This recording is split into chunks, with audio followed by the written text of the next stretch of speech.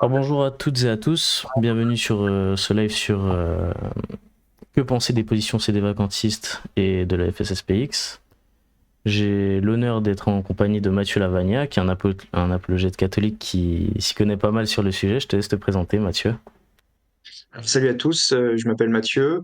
Moi je travaille depuis à peu près trois ans et demi maintenant dans l'apologétique à plein temps pour l'association Marie de Nazareth.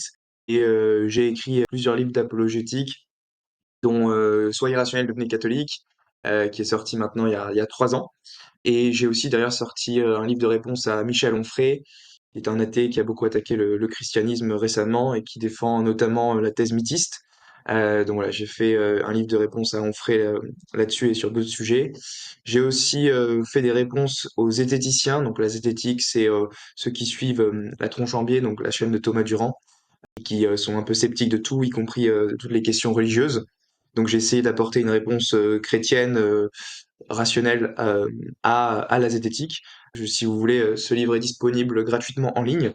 Et puis mon dernier livre, c'est sur la question de l'avortement, parce que je m'intéresse aussi aux questions bioéthiques. Et donc voilà, je m'intéresse à plein de sujets qui touchent à la défense de la foi et de la morale catholique. Actuellement, je suis en train d'écrire un bouquin sur la question de l'euthanasie. Donc voilà, c'est une question qui est plus d'actualité cette fois-ci. Je touche à plein de sujets, et notamment aussi, je m'étais intéressé à la question du sédévacantisme et la foi de Saint-Pédis. Donc ça va être l'objet de notre discussion ce soir. Merveilleux. Alors voici comment on va procéder, hein. Tu me dis si c'est toujours ok. Donc tu as une présentation à faire.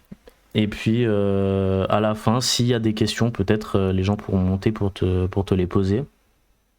Est-ce que Ouais, ça te convient comme très ça? bien. Donc en gros, il y a plein de problèmes avec les positions de la Frate Saint-Pédis. Si ça vous intéresse là-dessus, j'ai écrit un long article de réponse à l'abbé Glaise qui s'appelle Est-ce que la fraternité Saint-Pédis nie l'indéfectibilité de l'Église? Donc le voici. Et dedans, je montre que les positions de la Frate Saint-Pédis, à la fois sur la liturgie et sur l'ecclésiologie, posent de graves problèmes, notamment en ce qui concerne l'indéfectibilité de l'Église. Par exemple, la Fraternité Saint-Pédis soutient que l'Église a promulgué une liturgie qui, lorsqu'elle est bien célébrée, donc là, on ne parle pas d'une liturgie avec des abus, on parle du rite Paul VI en lui-même, lorsqu'il est bien célébré avec le respect des rubriques par un prêtre pieux et révérend, et ben la Fraternité Saint-Pédis soutient que cette messe est intrinsèquement mauvaise, intrinsèquement illicite, c'est qu'on peut jamais y assister en aucune circonstance, et ils soutiennent même que elle est douteusement valide. Elle est douteusement valide. Monseigneur Lefebvre le disait déjà lui-même dans sa messe de Lille de 1976 quand il disait que nous ne savons plus si ces messes donnent le corps et le sang de notre Seigneur Jésus-Christ ou si elles ne le donnent pas. Derrière, ça a été repris par le petit catéchisme de la nouvelle messe officielle de la Frate Saint-Pédis, qui dit explicitement dessus, hein, il suffit d'aller sur la porte latine, vous tapez petit catéchisme de la nouvelle messe, et vous allez voir qu'il est dit en gros, la nouvelle messe est intrinsèquement illicite et douteusement valide. Ils disent même qu'ils ont même une section où ils disent que ça peut être un péché mortel d'assister à la messe Paul VI. Donc là, je vous lis la citation sur le petit catéchisme, c'est Est-ce à dire que tous ceux qui célèbrent ou assistent activement à la nouvelle messe commettent un péché mortel? Et ils répondent Ceux qui savent que la nouvelle messe comporte une profession de foi ambiguë ou sans doute sérieusement et ne font rien pour lever le doute, commettent un péché contre la vertu de foi qui pourrait être mortel s'il y a pleine advertence et plein consentement. Donc la Frate Saint-Pédis affirme possible que c'est un péché mortel d'assister à une messe promulguée par l'Église. Et ça, c'est juste absolument absurde. Si l'Église catholique peut promulguer une liturgie qui, lorsque j'y assiste, me fait commettre un péché mortel, ça veut dire qu'elle a failli dans sa mission de guider les âmes vers le ciel. Donc une Église indéfectible ne peut tout simplement pas promulguer une liturgie qui mène ses fidèles vers l'enfer. Alors évidemment, ça n'empêche pas de faire une critique. On peut faire une critique du Novus Ordo Missae. Moi, je suis pas forcément fondamentalement opposé. On peut critiquer et dire voilà, il y a des déficiences sur tel ou tel point dans le nouveau rite, faire une étude comparative, ça peut se faire, mais il faut que ça soit une critique constructive ça peut pas, la critique ne peut pas aller jusqu'au point de dire que cette nouvelle messe est intrinsèquement mauvaise, intrinsèquement illicite, qui participait en pleine connaissance de cause, c'est un péché mortel. Toutes ces choses-là, c'est aller beaucoup trop loin et c'est nier l'indéfectibilité de l'Église en matière liturgique. Donc ça, c'est une des premières erreurs de la Frat Saint-Pédis sur la liturgie. Il y a même des articles, vous pouvez retrouver, de l'abbé Glaise, où il répond au père Horowitz, le père Horowitz, en disant, bah, est-ce que vous seriez prêt, il disait, est-ce que vous seriez prêt à célébrer une messe Paul VI pour sauver 10 âmes de l'enfer? Et l'abbé Glaise, il répond à ça, si la messe Paul VI est bonne et sanctifiante, alors certes, oui, la célébration en sera salutaire, mais si elle ne l'est pas, ce seront 11 personnes qui iront en enfer. Et donc, du coup, il affirme noir sur blanc que un prêtre qui voudrait célébrer une messe Paul VI pour sauver 10 âmes de l'enfer, eh ben, se mettrait lui-même en enfer avec toutes les autres âmes en parallèle. Et ça c'est pas moi qui l'invente, hein. J'ai la référence dans mon article, c'est la citation numéro 12. Vous pouvez aller la retrouver sur les sites de la Frate Saint-Pédis. C'est assez chaud. Et je rappelle que l'abbé Glaise, c'est pas n'importe qui au sein de la Frate Saint-Pédis. C'est le théologien officiel, enfin, un des plus grands théologiens de la Frate Saint-Pédis, qui est professeur d'ecclésiologie à Ecône depuis longtemps maintenant et qui a participé aux discussions doctrinales avec Rome entre 2009 et 2011. Donc c'est quand même quelqu'un qui a un haut statut au sein de la fraternité. Donc voilà, on peut trouver ce genre de propos très radicaux, mais en réalité, quand on va sur le site La Porte Latine ou dans le Courrier de Rome, eh ben, c'est le genre d'affirmation qu'on retrouve. L'abbé Glaise affirme aussi que la messe post-6 est douteusement valide, et ça, c'est en conformité avec Monseigneur Lefebvre. Donc en fait, ce qu'on voit aujourd'hui, c'est que sur les questions liturgiques, doctrinales, tout ça, il n'y a pas grand-chose qui a changé en fait. La position officielle de la frate, c'est de reprendre ce que disait déjà Monseigneur Lefebvre, qui d'ailleurs, là on peut passer aux autres sacrements parce qu'on a parlé de la messe comme étant douteusement valide, mais Monseigneur Lefebvre disait que tous les sacrements conciliaires étaient douteusement valides. Si vous prenez là-dessus, par exemple, l'homélie des sacres de 1988, pardon, pendant les sacres, Monseigneur Lefebvre dit que on peut pas être sûr que le sacerdoce des prêtres qui ont été ordonnés par des évêques autres que lui et Monseigneur de Castromayer sont certainement prêtres. Donc la citation, vous pouvez la retrouver dans l'Homélie des Sacres de 88. Monseigneur Lefebvre dit: ces séminaristes, de qui recevront-ils le sacrement de l'ordre? Des évêques conciliaires dont les sacrements sont tous douteux parce qu'on ne sait pas quelles sont leurs intentions. Et du coup, il dit non, ce n'est pas possible. Et du coup, pour être sûr d'avoir un sacrement de l'ordre valide, il fallait être ordonné par lui et Monseigneur de Castromayer. Donc, autrement dit, en dehors de la Frate Saint-Pédis, bah, tous les sacrements sont douteusement valides. Et ça, c'est directement dans les propos de Monseigneur Lefebvre. Et c'est repris dans le Courrier de Rome actuellement par l'abbé Glaise, hein. Vous pouvez vous référer au Courrier de Rome de 2023. Il y a un article de l'abbé Glaise qui s'intitule Tous douteux, et il dit que voilà, les sacrements sont tous douteux. Parce que donc pour les rites, je vous lis la citation de l'abbé Glaise, il dit que le doute sur la validité est causé non pas par le modernisme des évêques et des prêtres, mais par le modernisme des nouveaux rites et des nouveaux sacrements.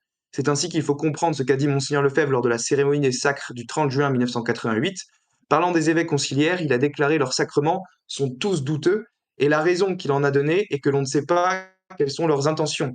Précisément, leurs intentions sont douteuses dans la mesure exacte où les nouveaux rites réformés par Paul VI sont douteux.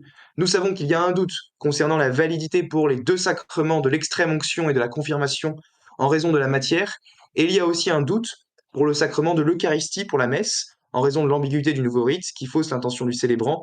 Quant au sacrement de l'ordre, la problématique est analogue au cas de la messe. On ne saurait juger de la validité qu'au cas par cas. Donc voilà, c'est pour dire que c'est une position largement répandue. Et d'ailleurs, du coup, ça mène à remettre en question le sacerdoce des clercs issus des communautés ex-ecclesia dei. Par exemple, l'abbé Raffray. D'après la Frate Saint-Pédis, d'après Monseigneur Lefebvre, l'abbé Raffray serait douteusement prêtre parce qu'il a été ordonné par des évêques conciliaires dont les sacrements sont tous douteux. Donc, il serait douteusement prêtre. Et s'il est douteusement prêtre, ça veut dire que quand moi je vais me confesser à l'abbé Raffray ou quand je vais à sa messe, je suis pas sûr de recevoir validement l'absolution et l'Eucharistie. Si ça se trouve, je suis en train d'adorer un morceau de pain quand je vais à sa messe. Donc ça mène à des positions complètement délirantes. Et d'ailleurs, par rapport au doute sur le sacerdoce des prêtres ecclésiadéi que la Frate Saint-Pédis s'appelle les ralliés, vous avez aussi les citations de l'abbé Chotard qui sont très parlantes. Et il nous dit explicitement dans le petit catéchisme des vérités opportunes, on peut avoir un doute sur le sacerdoce des clercs ralliés qui ont été ordonnés par des évêques eux-mêmes douteusement sacrés en raison d'intentions équivoques du nouveau rite des sacres épiscopaux après 1968. Donc voilà, l'abbé Chotard, qui est, je rappelle, directeur de l'Institut Saint-Pédis, à l'Institut universitaire Saint-Pédis, vous dit très clairement que non seulement le sacerdoce des prêtres est douteux, mais en plus les évêques qui les ordonnent, eux aussi, leur ordination épiscopale est douteuse parce que lui, il remet en question le nouveau rite des sacres épiscopaux de 1968. Alors, je dis pas que c'est la position universelle de tous les membres de la Frate Saint-Pédis, euh, parce que Monseigneur Lefebvre se prononçait pas sur la question de la validité des sacres épiscopaux de 1968, mais en tout cas, il s'est prononcé sur le fait que les sacrements donnés par les évêques conciliaires sont tous douteux. Donc, ça remet même en question le sacerdoce des prêtres des communautés ex-Ecclesia Dei. Je rappelle aussi que Monseigneur Tissier de Melleray, qui est décédé récemment, disait lui aussi que le nouveau rite d'ordination n'était pas catholique. Il le dit dans une homélie de 2016, je crois. Vous pouvez le retrouver dans la note 19 de mon article. Et il nous dit: ce nouveau rite d'ordination n'est pas catholique, et nous continuerons bien sûr à transmettre fidèlement le sacerdoce réel, valide et catholique par l'ordination sacerdotale. Donc, autrement dit, qu'est-ce que ça implique tout ça, ce que je viens de dire? C'est qu'en dehors de la Frate Saint-Pédis, presque tous les sacrements sont douteusement valides. Confession, Eucharistie, confirmation, ordination sacerdotale et du coup épiscopale, parce que quelqu'un qui n'est pas prêtre ne peut pas devenir évêque. Donc, comment est-ce que la Frate Saint-Pédis peut concilier ça avec l'indéfectibilité de l'Église? Il semble que ça serait impossible qu'une Église indéfectible laisse disparaître presque tous les sacrements de manière généralisée. Alors évidemment, la Frate Saint-Pédis répond que l'Église demeure indéfectible parce que les sacrements existent toujours en son sein, au sein de la Frate Saint-Pédis. Mais dire cela, ça revient à dire que l'Église catholique ne subsiste aujourd'hui plus qu'à travers la fraternité Saint-Pédis. Et donc, en d'autres termes, selon eux, l'Église catholique se réduirait à une seule et unique communauté ultra minoritaire dans le monde, sans aucun pouvoir de magistère et de juridiction.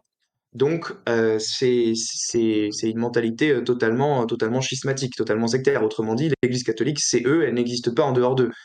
Et ça rejoint d'ailleurs les positions de Monseigneur Lefebvre. Je rappelle que Monseigneur Lefebvre disait que seule la Frate Saint-Pédis avait les 4 notes de l'Église. Donc, les 4 notes de l'Église, vous les connaissez tous, hein.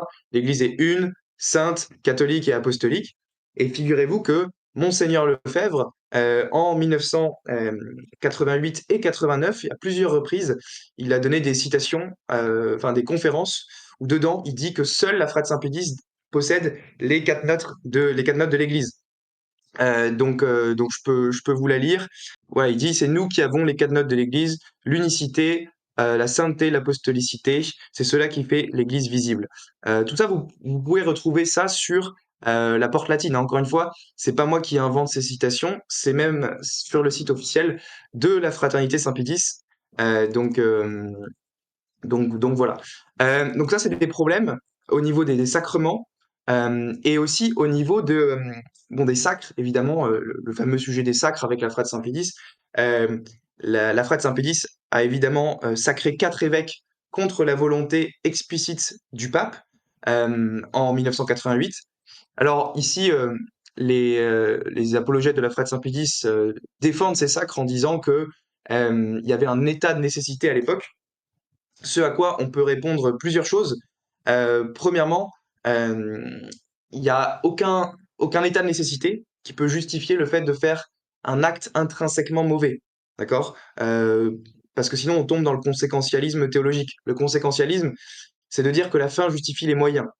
Or, la théologie catholique traditionnelle a toujours enseigné que la fin ne justifie pas les moyens, qu'on ne peut pas faire un acte intrinsèquement mauvais en vue d'un bien. Donc il n'y a aucun état de nécessité qui peut justifier un acte intrinsèquement mauvais. Or, et c'est là où tout l'argument se focalise, le fait de sacrer un évêque contre la volonté explicite du pape, c'est un acte intrinsèquement mauvais. Pourquoi? Parce que ça revient à usurper une prérogative qui, de droit divin, appartient au pape, pas seulement de droit ecclésiastique. Il faut distinguer le droit divin et le droit ecclésiastique. Le droit ecclésiastique peut connaître des exceptions, mais jamais le droit divin. Ce qui est de droit divin, il ne peut pas y avoir d'exception. Par exemple, il est de droit divin que le baptême doit se réaliser avec de l'eau. Si vous avez de l'huile, vous ne pouvez pas baptiser, même en cas d'état de nécessité. Voilà, il n'y a aucune circonstance qui peut justifier un baptême d'huile, même en cas de danger de mort, ça ne marcherait pas. Parce que c'est quelque chose qui ne souffre qui ne connaît aucune exception. Et il n'y a aucune exception au fait de sacrer un évêque contre la volonté du pape. C'est vrai que dans l'histoire, il y a déjà eu des cas d'évêques qui ont été sacrés sans mandat pontifical explicite, parce que il n'y avait pas toujours les moyens de communication forcément disponibles. Mais jamais, jamais, jamais, jamais, dans l'histoire de l'Église, un évêque n'a été sacré contre la volonté explicite du pape. Donc il faut bien distinguer sacré sans mandat pontifical, qui peut avoir lieu dans certaines circonstances, et sacré contre la volonté explicite du pape. Et ça, c'est ce qu'a fait Monseigneur Lefebvre. Parce que Jean-Paul II l'avait prévenu à l'avance que s'il sacrait, il serait excommunié, et donc il l'a fait quand même. Donc il a usurpé une prérogative de droit divin, il a usurpé la primauté pétrinienne, ce qui revient à s'opposer à la constitution Pastor Aeternus du Concile Vatican I. Donc voilà, là-dessus, donc il a commis un acte schismatique. Jean-Paul II l'a confirmé dans les lettres de 1988, juste après les sacres. Donc il n'y a pas de doute là-dessus. Et Jean-Paul II a même dit dans le décret d'excommunication que tous ceux qui adhèrent formellement au sacre de Monseigneur Lefebvre encourent la même peine que lui. Donc Jean-Paul II dit: les prêtres et les fidèles sont avertis de ne pas donner leur assentiment à l'acte schismatique de Monseigneur Lefebvre afin de ne pas encourir la même peine. Donc Jean-Paul II est très clair que Monseigneur Lefebvre a commis un acte schismatique. Et quand on traite Monseigneur Lefebvre de schismatique, en général, ça fait bondir les gens. On se dit, mais Monseigneur Lefebvre a sauvé la nouvelle messe, enfin, pardon, a sauvé la messe traditionnelle, a sauvé la messe tridentine, c'est un grand homme, tout ça. Alors, moi, je veux bien reconnaître qu'il y a beaucoup d'aspects de son ministère qui ont été bons et qu'il a fait énormément pour l'évangélisation, pour la foi. Ça a été un grand missionnaire. euh, Ça a été un grand missionnaire quand il était archevêque de Dakar. Mais à partir des années 75, à partir ouais, la déclaration du 21 novembre 74, il a commencé à être dans une opposition systématique et perpétuelle à Rome. Et alors là, pour le prouver, il suffit de lire les citations de Monseigneur Lefebvre, qui encore une fois, vous pouvez les retrouver sur la porte latine. Par exemple, en 1976, Monseigneur Lefebvre affirmait que l'Église conciliaire, donc l'Église conciliaire, c'est juste l'Église dirigée par Paul VI et Jean-Paul II, et ben, il disait que cette Église conciliaire était schismatique, hérétique et qu'il fallait s'en séparer. Donc je vous lis la citation. Désormais, c'est à l'Église conciliaire qu'il nous faut obéir et être fidèles et non plus à l'Église catholique. C'est précisément tout notre problème. Nous sommes suspens ad divinis par l'Église conciliaire et pour l'Église conciliaire dont ne voulons pas faire partie. Cette Église conciliaire est une Église schismatique parce qu'elle rompt avec l'Église catholique de toujours. Elle a ses nouveaux dogmes, son nouveau sacerdoce, son nouveau culte déjà condamné par l'Église en de maints documents officiels et définitifs. Cette Église conciliaire est schismatique parce qu'elle a pris pour base de sa mise à jour des principes opposés à ceux de l'Église catholique. L'Église qui affirme de pareilles erreurs est à la fois schismatique et hérétique. Cette Église conciliaire n'est donc pas l'Église catholique. Dans la mesure où le pape, les évêques, prêtres ou fidèles adhèrent à cette nouvelle Église, ils se séparent de l'Église catholique. Et ici, dans cette citation, vous avez Monseigneur Lefebvre qui affirme explicitement que l'Église dirigée par Paul VI et Jean-Paul II, c'est une Église schismatique et hérétique. Et il incite tout le monde à s'en séparer. Ça, il le dit le 29 juillet 1976 dans son adresse aux amis des bienfaiteurs, en réaction à la suspense ad divinis. Et il disait aussi en 1987, il accusait même Jean-Paul II d'être un antichrist. Il dit: la chair de pierre et les postes d'autorité de Rome étant occupés par des antichrists, la destruction du règne de notre Seigneur se poursuit rapidement à l'intérieur de son corps mystique ici-bas. Et quelques jours plus tard, il ajoute: Rome a perdu la foi, mes chers amis. Rome est dans l'apostasie. Ce ne sont pas des paroles, des mots en l'air que je vous dis, c'est la vérité. Rome est dans l'apostasie. Donc, il accuse euh, l'Église de Rome d'être dans l'apostasie et il accuse Jean-Paul II d'être un antichrist. C'est quand même très fort. Pour moi, ma question pour la Frère Saint-Pédis, c'est pourquoi voulez-vous rester en communion avec une Église apostate dirigée par un antichrist? Ça n'a pas de sens. Comment est-ce qu'un légitime successeur de Pierre pourrait être un apostat? C'est impossible. C'est impossible que un légitime successeur de Pierre puisse être un apostat ou un antichrist. Ça n'a pas de sens.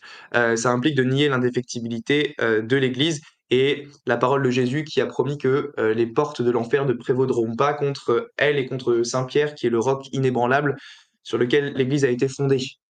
Il faut savoir aussi que Monseigneur Lefebvre est passé par une tentation sédévacantiste dans l'été 1986. Alors, il a jamais été formellement sédévacantiste, mais à un moment, il commençait à douter du fait que Jean-Paul II soit pape.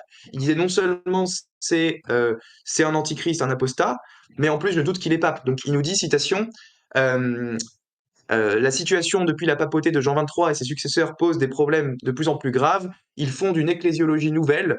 Au lieu d'être des apôtres de l'ordre social chrétien par le règne social de notre Seigneur, ces papes deviennent des partisans d'un socialisme ou d'un communisme de teinte chrétienne. Cette Église est-elle encore apostolique et encore catholique? Devons-nous encore considérer ce pape Jean-Paul II comme catholique?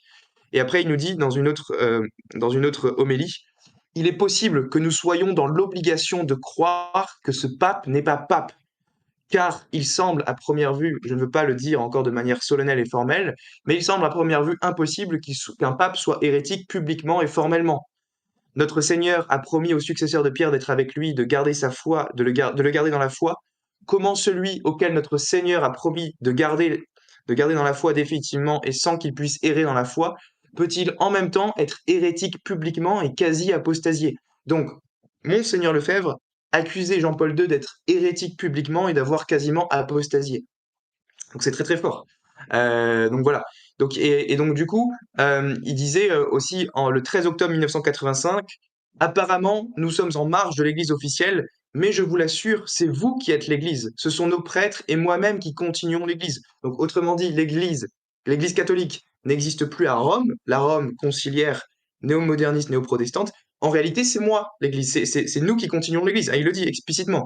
Ce sont nos prêtres et moi-même qui continuons l'Église.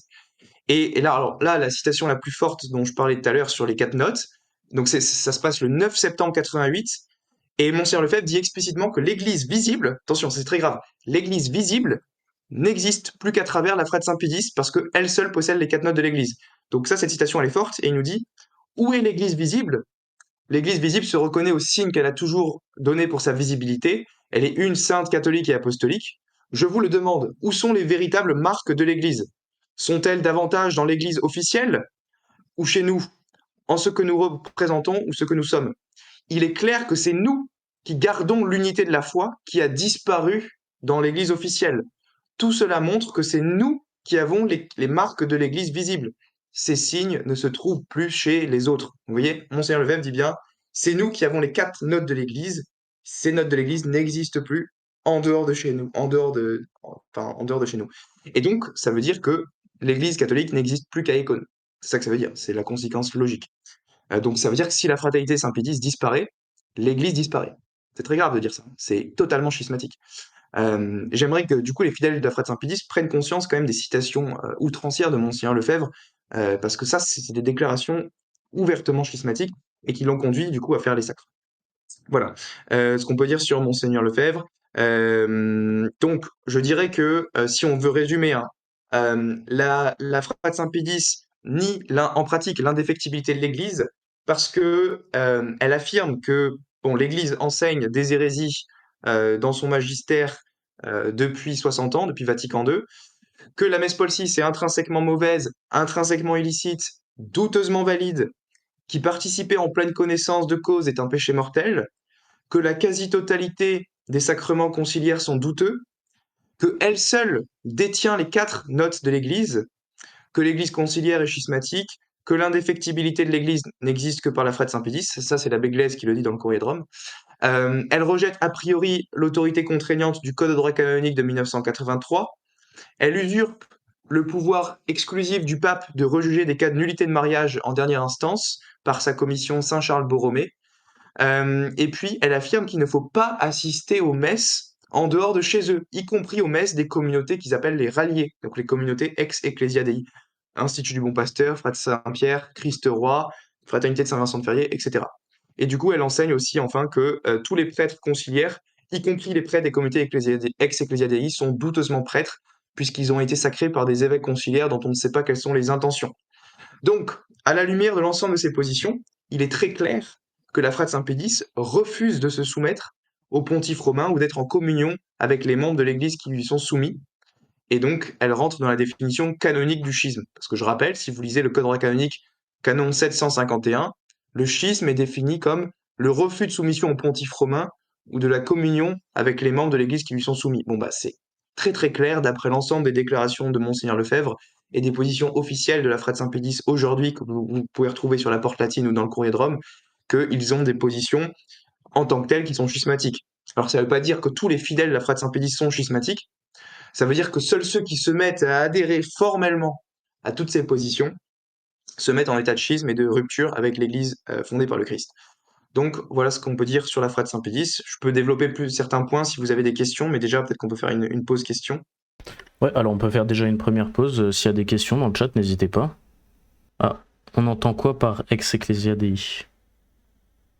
Alors bonne question, ex Ecclesia Dei. Donc la commission Ecclesia Dei, c'est une commission qui a été fondée en 1988 quand il y a eu les sacres.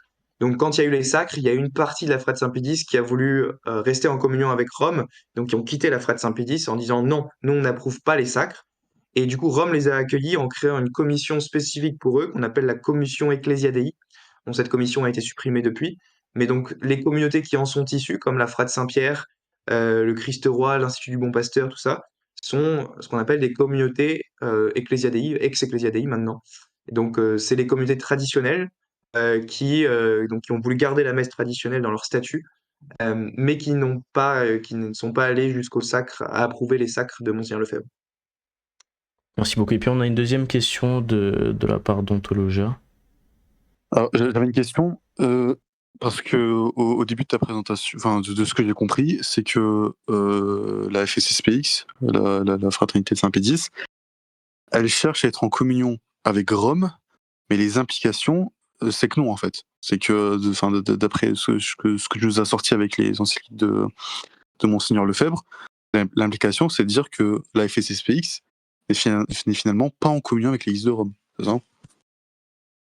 Oui, c'est ça. En fait, ils ont une position ambiguë. Ils ont on pourrait le dire vulgairement, le cul entre deux chaises. À savoir que d'un côté, ils disent oui, oui, on reconnaît que François est pape, tout ça. On dit son nom dans le canon de la messe, tout ça. Donc, on est en communion, on est unacum François. Mais en pratique, depuis 60 ans, on fait que lui désobéir tout le temps, tout le temps, tout le temps de manière habituelle, sur tous les points.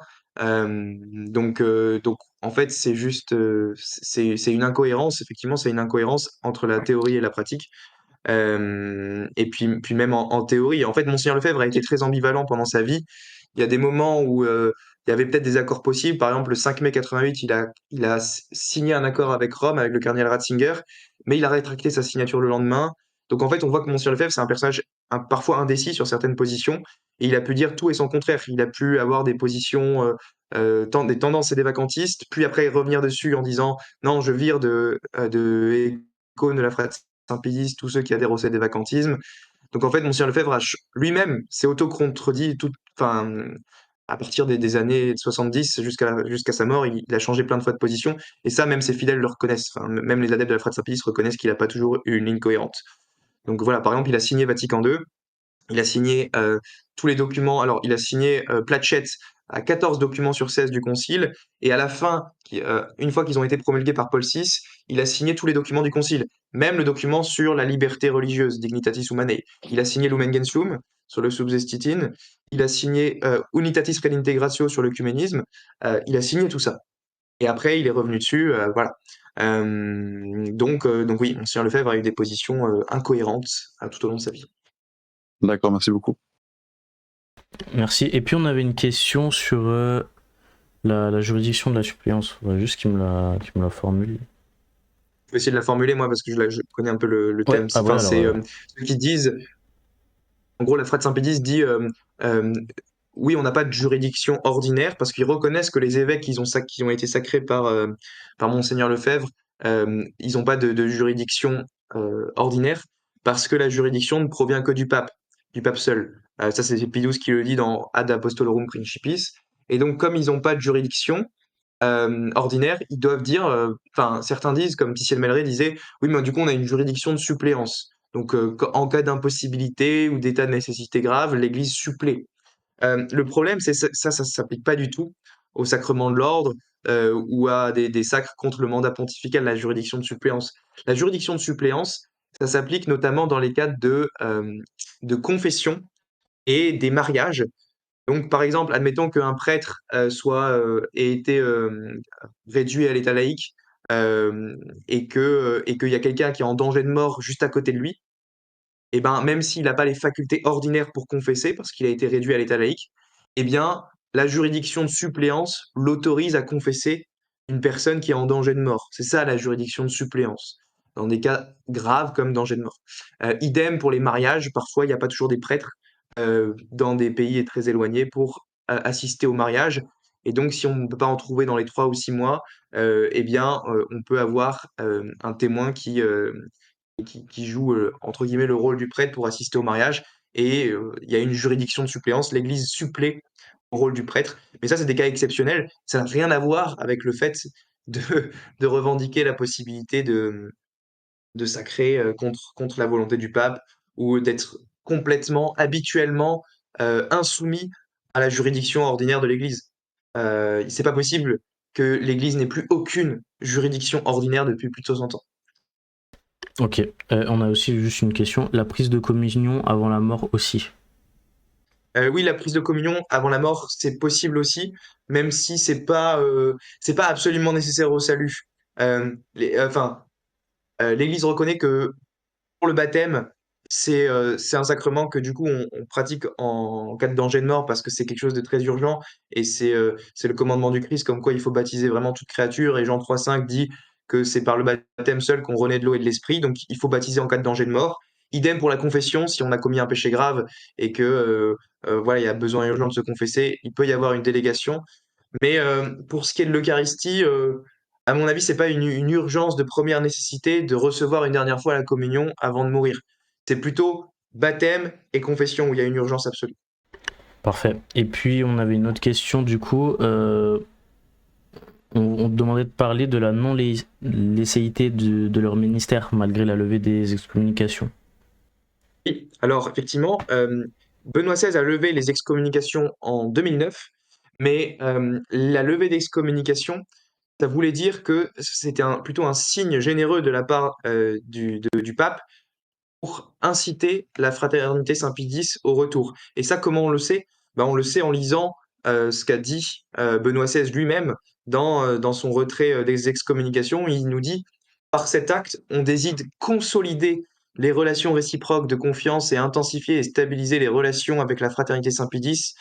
On souhaite que par ce pas soit suivi que ce pas soit suivi de la réalisation rapide et la pleine communion avec toute l'Église de la fraternité Saint-Pie X, témoignant ainsi d'une vraie fidélité, d'une vraie reconnaissance du magistère et de l'autorité du pape, avec la preuve de l'unité visible.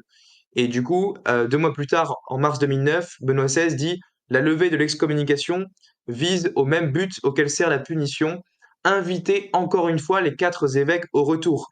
Mais après, à la fin de ça, à la fin de sa lettre, Benoît XVI précise tant que les questions concernant la doctrine ne sont pas éclaircies, la fraternité n'a aucun statut canonique dans l'Église et ses ministres, même s'ils ont été libérés de la punition ecclésiastique, n'exercent de façon légitime aucun ministère dans l'Église. Donc les prêtres de la Frate Saint-Pédis n'ont pas de ministère dans l'Église, ils ont suspens ad divinis, ils n'ont pas le droit ordinaire de célébrer la messe. Pour pouvoir avoir le droit de célébrer la messe, il faut célébrer cette messe en communion sous iuris avec l'évêque du lieu, et il faut avoir été incardiné dans un diocèse. C'est ça que, comme c'est pas le cas de la Frate Saint-Pédis, ils n'ont pas le droit ordinaire de célébrer la messe. Et c'est d'ailleurs pour ça que les messes de la Fraternité Saint-Pédis ne remplissent pas l'obligation dominicale. J'ai écrit un article là-dessus sur mon site internet que je vous mets en description, qui s'intitule Est-ce que les messes de la Frate Saint-Pédis remplissent l'obligation dominicale? Et dedans, j'explique que non, et que les prêtres sont suspens ad divinis, qui n'ont pas le droit d'exercer un ministère dans l'Église. C'est ce que dit Benoît XVI, même après la levée des excommunications. Alors certes, ils ont le droit, depuis le pape François, d'entendre les confessions et de célébrer certains mariages. C'est une faculté que le pape François a donnée parce que il y avait la crainte comme quoi de nombreuses confessions et de nombreux mariages seraient invalides, parce que pour que une confession et un mariage soient valides, il faut aussi qu'ils soient licites. Sinon, ils sont aussi invalides. Donc c'est pour ça que le pape François a fait ce geste de charité en disant, bah, je vais leur autoriser une certaine, une certaine autorité, enfin, je vais leur autoriser de célébrer, les fidèles à entendre les confessions des prêtres de la foi de Saint-Pédis et les autoriser à célébrer des mariages dans certaines circonstances. Mais en dehors de ça, ils n'ont pas le droit ordinaire de célébrer la messe. Voilà, parce qu'ils sont suspens ad divinis depuis 1976. Merci beaucoup pour ta réponse. Je pense que c'est tout pour les questions. On peut passer au sujet suivant, du coup, sur la position sédévacantiste. Oui. Alors du coup, la position sédévacantiste, elle, est plus radicale, mais plus cohérente. J'ai à la limite plus de respect pour la cohérence sédévacantiste que la Fred Saint-Pédis qui, comme je disais, a un peu le cul entre deux chaises et qui dit qu'on reconnaît que le pape est pape, mais on veut lui désobéir perpétuellement depuis plus de 60 ans. Donc c'est quand même une position très incohérente. Le sédévacantisme a au moins le mérite de la cohérence. Donc c'est une position fausse, mais elle est au moins plus cohérente. C'est-à-dire que l'Église conciliaire a apostasié, donc c'est pas la vraie Église. Et comme un pape ne peut pas diriger une fausse Église, un pape ne peut pas promouvoir l'hérésie, eh bien, il s'ensuit que le siège est vacant. Et puis, il n'y a pas de pape depuis la mort de Pie XII. En tout cas, la position sédévacantiste majoritaire, c'est-à-dire qu'il n'y a pas de pape depuis Pie XII. Et donc, selon eux, que Jean XXIII, Paul VI, Jean-Paul Ier, Jean-Paul II, Benoît XVI et François seraient des antipapes et des imposteurs. Et donc, le problème, c'est que, bon, même si sur le papier, ça paraît plus cohérent, ça pose quand même de graves problèmes, le sédévacantisme, pour des raisons, certaines raisons qui sont similaires avec la Frat Saint-Pédis par rapport à l'indéfectibilité de l'Église, mais il y a aussi des problèmes liés à la transmission des pouvoirs de magistère et de juridiction. Parce que l'Église enseigne que les pouvoirs de magistère et de juridiction, eh bien, ils parviennent aux évêques qu'à travers le pape. Donc seul le pape peut donner le pouvoir de magistère et de juridiction aux évêques. Or, tous les évêques qui ont reçu les pouvoirs de magistère et de juridiction, des papes Pie XII et Pie XI, aujourd'hui sont décédés, ils sont tous morts, d'accord. Le dernier évêque qui a reçu le pouvoir de juridiction de Pie XII, c'est Monseigneur de la Para, et il est mort il y a quelques années, il me semble. Donc ça veut dire que si Pie XII, si on suppose que la position sédévacantiste est vraie, si Pie XII était le dernier pape valide, alors ça veut dire que l'Église aujourd'hui ne posséderait plus d'évêques qui ont les pouvoirs de magistère et de juridiction. Et ça, c'est pas possible en fait. Parce que l'Église enseigne qu'elle doit toujours avoir les pouvoirs de magistère et de juridiction. Euh, donc, ce qui est dit, par exemple, dans le catéchisme de Saint-Pédis, qui nous dit que l'Église est apostolique parce qu'elle est fondée sur les apôtres, sur leur prédication, et gouvernée par leurs successeurs, les pasteurs légitimes, qui, sans interruption et sans altération, continuent de transmettre le pouvoir et la doctrine. Et donc, ça implique, et Léon XIII confirme en disant il est nécessaire que d'une façon permanente subsiste la mission constante et immuable d'enseigner tout ce que Jésus-Christ a enseigné parmi les apôtres jusqu'à la consommation des siècles. Donc, c'est absolument vrai que l'Église doit en tout temps, en tout lieu, avoir des évêques qui possèdent les pouvoirs de magistère et de juridiction. Et le problème, c'est que comme la juridiction ne provient que du pape, ça, Pie XII le dit très clairement dans Ad Apostolorum Principis, il nous dit, citation, le pouvoir de juridiction est conféré directement au souverain pontife par le droit divin, aux évêques qui le reçoivent du même droit, mais seulement à travers le successeur de Pierre. Donc seulement le pape peut transférer la juridiction aux évêques, et ces évêques qui ont reçu la juridiction depuis Pie XII sont tous morts. Donc aujourd'hui, si le sédévacantisme était vrai, on n'aurait plus d'évêques ayant le pouvoir de magistère et de juridiction, et ça c'est impossible, nous disent Léon XIII, Saint Pie X, ça contredirait la constitution fondamentale de l'Église.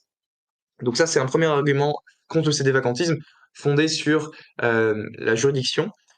Mais il y a aussi d'autres arguments, qui est de dire que le fait d'être sédévacantiste, ça implique forcément de refuser de se soumettre à l'ensemble des évêques légitimement nommés par Pie XI, Pie XII, qui ont participé au Concile Vatican II. Donc je rappelle que les sédévacantistes pensent que les évêques, donc l'ensemble des successeurs des apôtres, qui étaient présents au concile, parce qu'ils reconnaissent que tous les évêques présents au concile, ce sont des légitimes successeurs des apôtres, eh bien, ils affirment que ils ont produit un concile hérétique et que c'est devenu une contre-église. Et ben en fait, c'est pas possible parce que ça voudrait dire que l'ensemble du corps épiscopal aurait pu faillir simultanément. Et c'est pas possible que tout le monde se trompe en acceptant un faux concile hérétique comme étant légitime. Donc, par exemple, alors certains diront, oui, mais il y a quelques contre-exemples. Les contre-exemples des évêques qui n'ont pas accepté le concile, ils vont dire c'est Monseigneur Lefebvre, Monseigneur de Castromayer, Monseigneur Tuc. Ils vont en citer trois ou quatre. Le problème, c'est que, comme j'ai montré dans ma vidéo de débat avec Adrien Abosi, on peut prouver que tous ces évêques ont accepté le concile au moment où il a été promulgué. Ils ont accepté les documents promulgués par Paul VI.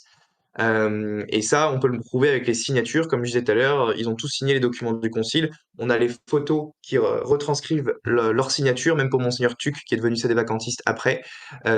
Il a approuvé le concile. Donc ça veut dire que pendant plus de 15 ans après le concile, aucun évêque dans le monde ne partageait la position sédévacantiste. D'accord? Donc ça veut dire que tous les évêques dans le monde, tous les successeurs des apôtres se seraient trompés pendant la période des 15 ans qui ont suivi le concile en enseignant une fausse religion. Et ça, c'est pas possible. Ça revient à dire que l'Église a défailli. C'est pas possible que l'ensemble du corps épiscopal puisse approuver un faux concile hérétique simultanément. Ça contredirait la constitution divine de l'Église. Donc voilà. Il y a tac tac tac. Il y a l'argument qu'on emploie souvent quand on le sait des vacantismes, qui est l'argument de l'acceptation pacifique universelle. Donc c'est de dire que voilà, c'est théologiquement impossible que l'ensemble du corps épiscopal puisse tomber dans l'hérésie. Alors ça, comment est-ce qu'on le prouve? Eh ben, il y a une citation de Pie IX là-dessus qui est révélatrice et qui condamnait déjà ouvertement les catholiques qui rejetaient le Concile Vatican I, donc les vieux catholiques on appelle ça les vieux catholiques. Et regardez ce que dit Pie XI, il dit que si vous dites que l'ensemble des évêques ont failli dans un concile, eh ben, ça mène à nier l'indéfectibilité de l'Église. Donc voilà la citation de Pie IX, pardon. Il nous dit, par une audace incroyable, ils soutiennent que le pontife romain, aussi bien que tous les évêques ensemble, les prêtres associés à eux, dans l'unité de foi et de communion, sont tombés dans l'hérésie en acquiesçant aux définitions du Concile œcuménique du Vatican et en les professant. C'est pourquoi ils nient aussi l'indéfectibilité de l'Église, disant avec blasphème qu'elle a péri dans l'univers entier et que par conséquent son chef visible et les évêques ont fait défection. Donc qu'est-ce que dit Pie IX? Il dit que si vous pensez que l'ensemble des successeurs des apôtres réunis ensemble en concile peuvent tous simultanément approuver un faux concile hérétique, bah vous niez l'indéfectibilité de l'Église. Ça rejoint tout à fait la position de saint Robert Bellarmin qui disait que si tous les évêques se trompaient, toute l'Église se tromperait. Donc voilà, c'est pas possible que l'ensemble du corps épiscopal approuve simultanément l'hérésie. J'ajoute aussi que non seulement l'ensemble des évêques du monde ont approuvé le concile jusque enfin, ils ont tous approuvé en soi Vatican II comme étant un vrai concile promulgué par l'Église, jusqu'à Monseigneur Tuc en 1981. Monseigneur Tuc a été le premier évêque à devenir sédévacantiste. Donc, encore une fois, c'est pas possible que sur une période de 15 ans, tout le monde se trompe, tous les successeurs des apôtres se trompent. Et d'ailleurs, du coup, tous les successeurs des apôtres ont approuvé universellement, pacifiquement, l'élection des papes Jean XXIII et Paul VI. Et donc, ce qu'on peut dire ici, c'est que d'après la doctrine de l'acceptation pacifique universelle, c'est impossible théologiquement que l'ensemble des évêques légitimes approuvent universellement un faux pape. Autrement dit, tous les successeurs des apôtres ne peuvent pas se tromper quand ils désignent l'identité du chef du collège des apôtres.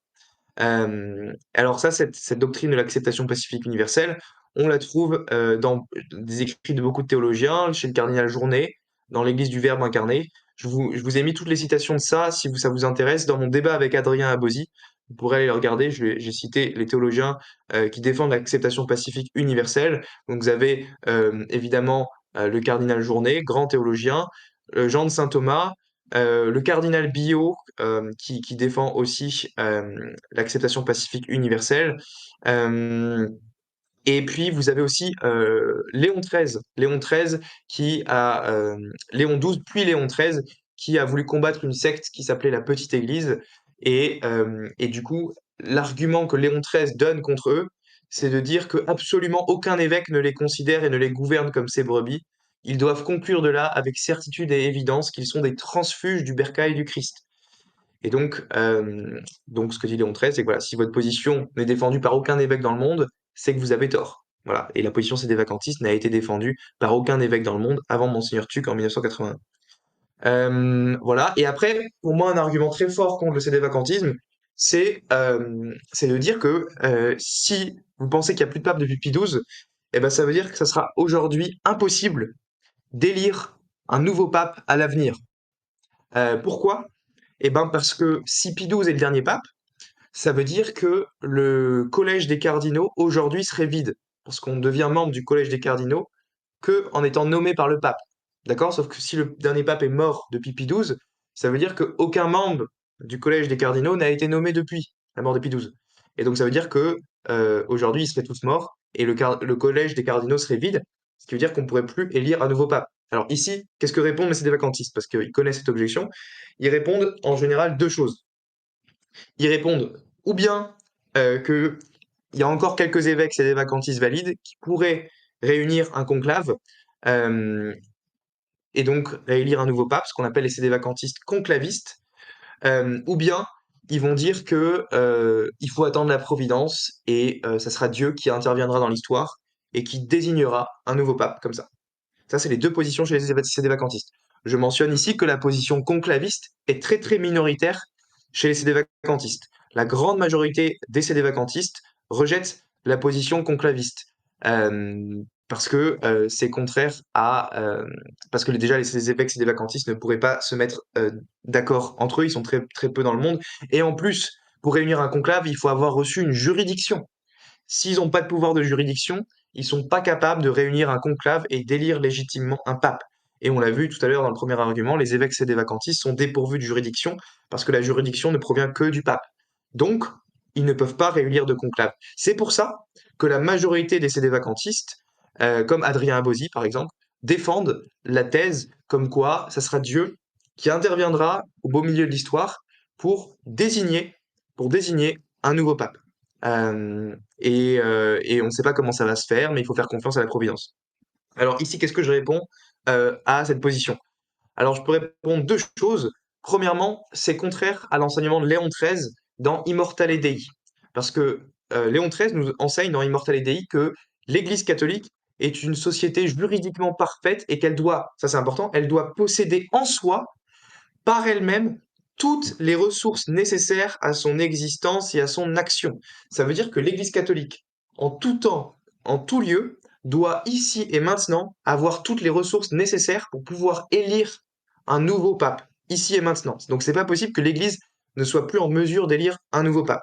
Dire que voilà, dire qu'un futur pape sera nommé par l'intervention miraculeuse de Dieu ou d'un saint, ça implique que l'Église sur terre, l'Église visible, ne possède plus en elle-même tous les moyens nécessaires à son existence et à son action, puisqu'elle ne posséderait plus les moyens de nommer un futur pape. Et donc ça contredirait l'enseignement de Léon XIII.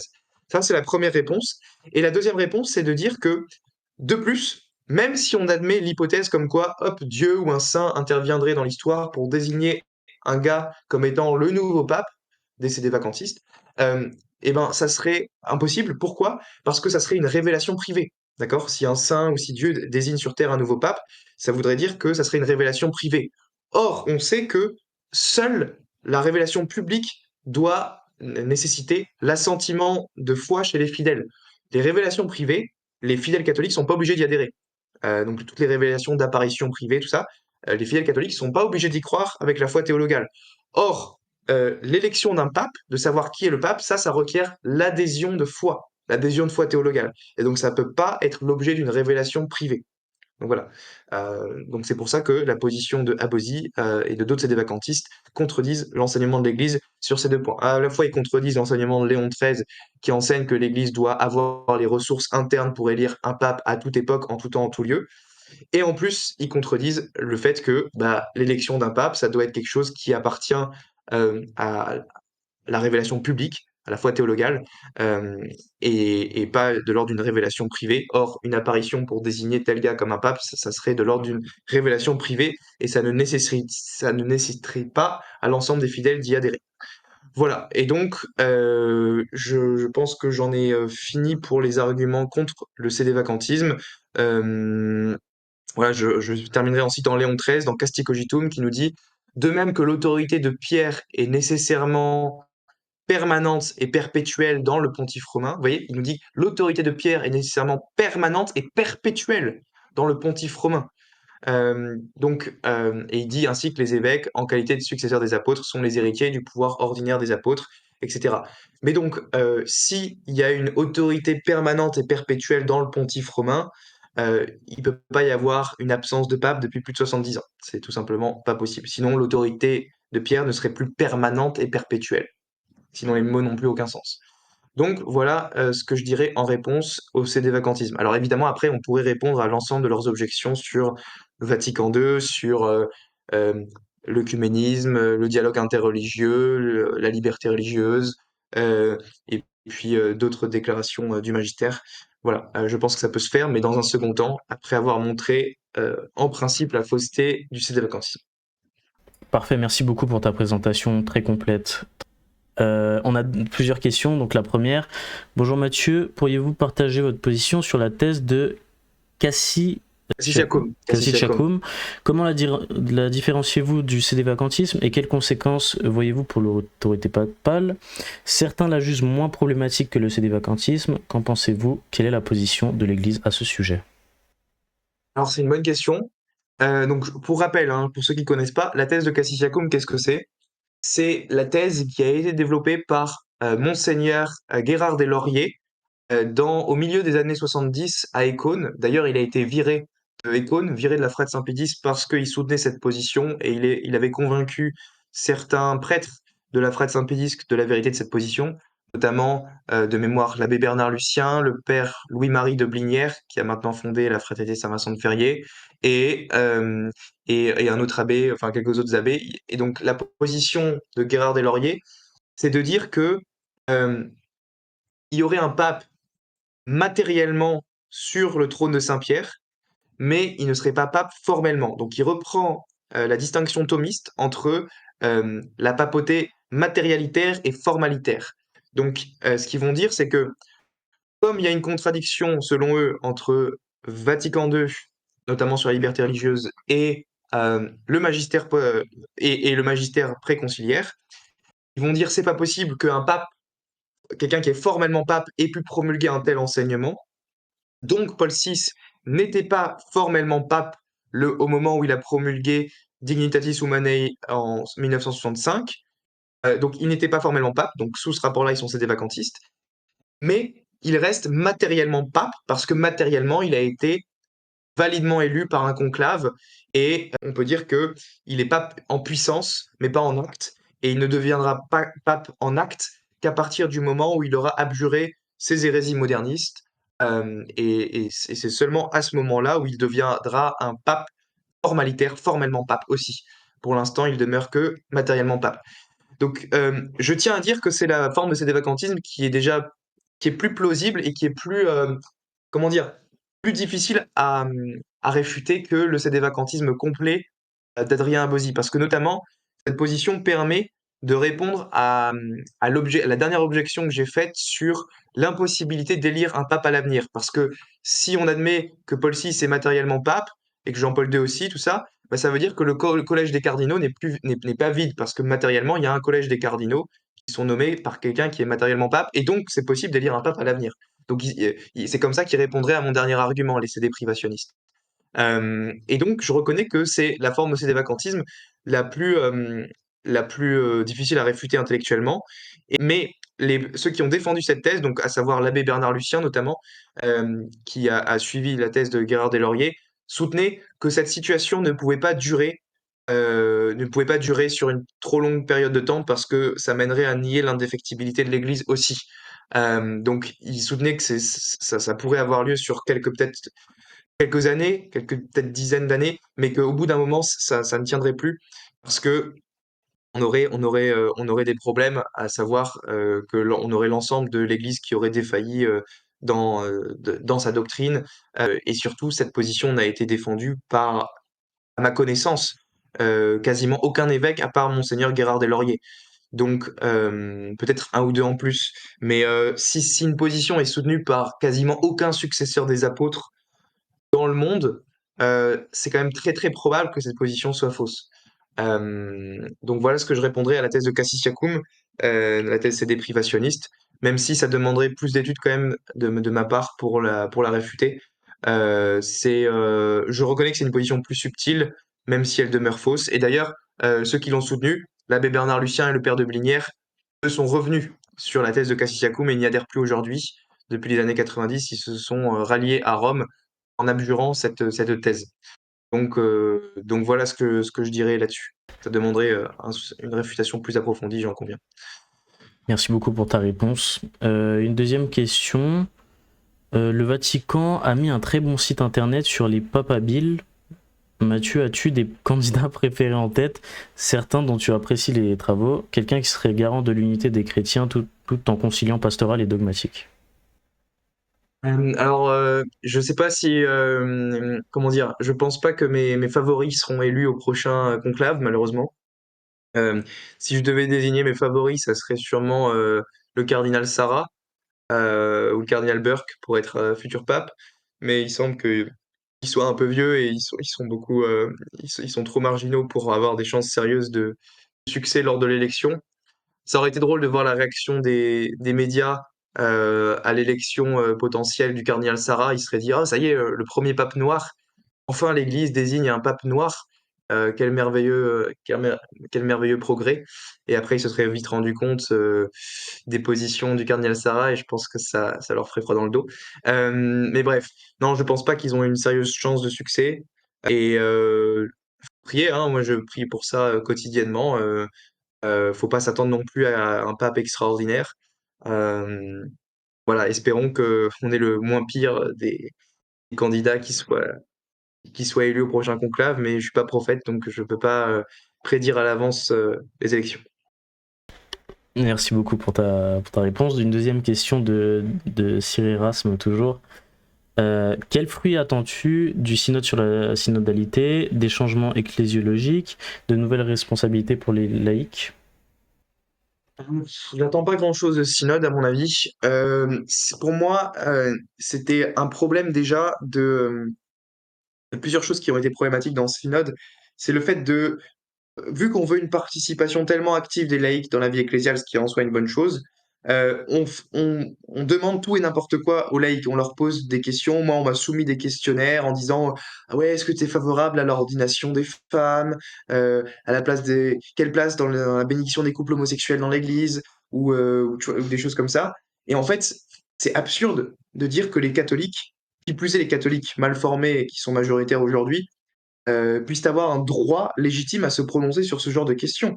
Ce n'est pas à eux qu'il revient de déterminer quelle est la bonne doctrine qui nous vient des apôtres, notamment sur l'ordination des femmes. C'est une question qui a déjà été infailliblement tranchée par le magistère de l'Église. Je renvoie ici à Ordinatio Sacerdatolis de 1994 de Jean-Paul II. Euh, donc les fidèles n'ont pas à se prononcer pour ou contre. Pour moi, à mon avis, le problème du synode sur la sainteté, c'est on a fait une forme de christianisme à la carte où finalement chacun pouvait choisir un petit peu ce qui lui plaisait, tout ça. En tout cas, moi j'ai eu des questionnaires dans ce style-là qui m'ont été soumis. Et alors ça veut pas dire que toutes les initiatives sont mauvaises dans le synode, mais quand même, moi je suis dubitatif sur ce genre d'approche. Moi, il me semble que pour que l'Église aille mieux, il faudrait plus de clarté dans l'enseignement doctrinal, plus de réfutation des modernistes et des gens qui trahissent la doctrine catholique quotidiennement. Par exemple, des gens qui veulent promouvoir l'ordination des femmes, la bénédiction des unions homosexuelles ou des choses comme ça. Il faudrait plus de clarté doctrinale sur ces questions plutôt que de faire un truc de questionnaire où on demande aux gens sur quelle doctrine ils sont favorables, tout ça. Enfin, le catholicisme n'est pas une démocratie, donc bref, voilà mon avis un peu sur le synode. Avis basé si on peut dire. Il y a une autre question de Merlinor. Que pensez-vous de la thèse de Bible et Savoir sur le fait que les CD-vacantistes ne sont pas schismatiques? À la définition du schisme dans le Code de droit canonique, à la fois de 1917 et de 1983, c'est le refus de la soumission au pontife romain ou de la communion avec ceux qui lui sont soumis. Donc à partir du moment où on refuse de se soumettre au pontife romain, on est schismatique, au moins matériellement. Donc il faut distinguer quelqu'un qui est matériellement schismatique et quelqu'un qui est formellement schismatique. Quelqu'un qui est matériellement schismatique, ça veut dire que au fort externe, il n'est pas soumis au pontife romain. Et il se peut que s'il se soit trompé, il soit de bonne volonté, et qu'il fait une erreur de jugement sans que ça soit de sa faute, et donc que formellement il ne soit pas schismatique, qu'il soit quand même membre de l'Église par son appartenance, par le cœur, on va dire. Donc, je ne jugerai pas du fort interne des vacantistes, Euh, il y en a peut-être qui sont de bonne foi, qui se sont laissés embrigader là-dedans, et qui du coup, même s'ils demeurent matériellement schismatiques, ne sont pas formellement schismatiques.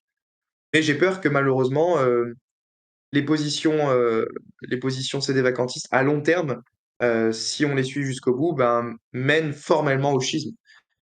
Idem pour les positions de la fraternité Saint-Pédis. Donc pour moi, je les mets dans les mêmes, presque dans les mêmes catégories à ce niveau-là. N'hésitez pas à aller sur ma chaîne YouTube, il y a plein de vidéos sur CD-vacantisme, Frat Saint-Pédis, et n'hésitez pas surtout à voir le bilan de mon débat avec Adrien Abosi. Je reviens sur ce qui a été affirmé dans le débat et je vais un peu plus loin pour répondre à ces arguments. Donc n'hésitez pas à regarder ma vidéo bilan du débat avec Abosi, ainsi que le débat lui-même. Et puis sur mon site internet, j'ai publié plusieurs articles sur la Frat Saint-Pédis, donc n'hésitez pas à aller le voir aussi. Voilà, tout est disponible sur ma chaîne YouTube et sur mon site internet. On mettra dans tous les cas tous les liens vers les sites internet, vers les articles et puis vers ta chaîne YouTube. Également vers le débat avec Adrien Abosi et le bilan, bien évidemment. On a encore une question de Cyril Erasme. Par rapport à ton débat avec Willem, te sentais-tu déconcerté à certains moments ou ça allait? Oui, je me suis senti un peu déconcerté parce que j'avais en face quelqu'un qui pensait être un des plus grands philosophes de tous les temps, et il le disait explicitement dans son livre, et à l'oral, il l'a confirmé. Et, enfin, je trouvais que certains de ses arguments étaient complètement nuls, notamment il soutenait la position selon laquelle tout ce qui est possible se réalise nécessairement, et je montrais en quoi ça menait à des positions absurdes de soutenir ça. Donc franchement, j'ai pas trouvé que c'était un adversaire incroyable en débat. Et j'ai d'ailleurs fait un bilan du débat avec lui si ça intéresse certains. Pour aller le voir, vous tapez mon débat sur l'existence de Dieu avec Willem et le bilan du débat aussi. Voilà. Ok, une dernière question, après on va clôturer. Est-ce qu'il y a un saint catholique qui a prophétisé sur la FSSPX ou sur le CD-vacantisme? Simple curiosité. Non. Voilà, ça a le mérite d'être clair. Ben, merci beaucoup Mathieu Lavanade d'être rendu disponible. Merci d'avoir passé tout ce temps avec nous, d'avoir préparé ton sujet. Merci pour tes présentations qui sont très très bien. On mettra évidemment un lien sur notre chaîne vers la tienne et vers toutes les infos qu'on a dit précédemment. Si tu veux dire un mot pour la fin. Merci à tous d'avoir été là et j'espère que ça vous aura été utile. Donc n'hésitez pas à vous procurer mes livres, vous pouvez les retrouver sur Amazon, sur Artege, enfin un peu partout sur Internet.